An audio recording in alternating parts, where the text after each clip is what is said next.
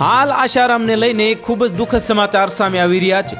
રાજસ્થાનની જોધપુર જેલમાં બંધ આસારામના સુપ્રીમ કોર્ટે વચગાળાના જામીન મંજૂર કર્યા છે।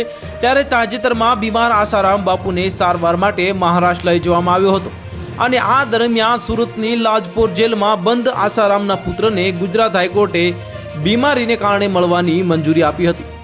સુપ્રીમ કોર્ટે 2013ના રેપ કેસમાં આસારામ બાપુને તબીબી આધાર પર વચગાળાના જામીન આપતા કેટલીક શરતો પણ લાદી છે, જેમાં એવું કહેવામાં આવ્યું છે કે આસારામ પુરાવા સાથે છેડછાડ કરવાનો પ્રયાસ કરશે નહીં અને વચગાળાના જામીન પર મુક્ત થયા પછી અનુયાયીઓને મળશે નહીં।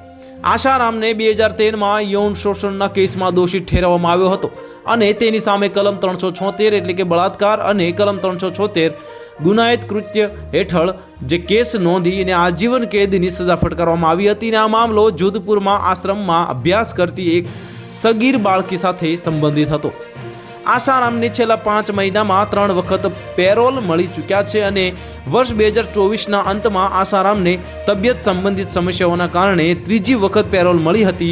આ રાજસ્થાનના હાઈકોર્ટે 15 દિવસે ડિસેમ્બરે જે આ નિર્ણય આપ્યો હતો અને જેમાં તેને તબીબી કારણોસર પેરોલની જે મંજૂરી આપવામાં આવી હતી અને અગાઉ તેને નવેમ્બરમાં 30 દિવસ અને ઓગસ્ટમાં 7 દિવસની પેરોલ મળી હતી। તો હાલ માટે આટલું જ। મળીશું નવી અપડેટ સાથે। જો તમને અમારા વિડીયો પસંદ આવતા હોય તો વિડીયોને લાઇક કરી દેજો, ચેનલને સબસ્ક્રાઇબ કરી બાજુમાં આવેલા બેલ આઇકનને દબાવી દો, જેથી તમને આવા સમાચારની અપડેટ મળતી રહે। બ્યુરો રિપોર્ટ, ગુજરાત સમય ન્યૂઝ।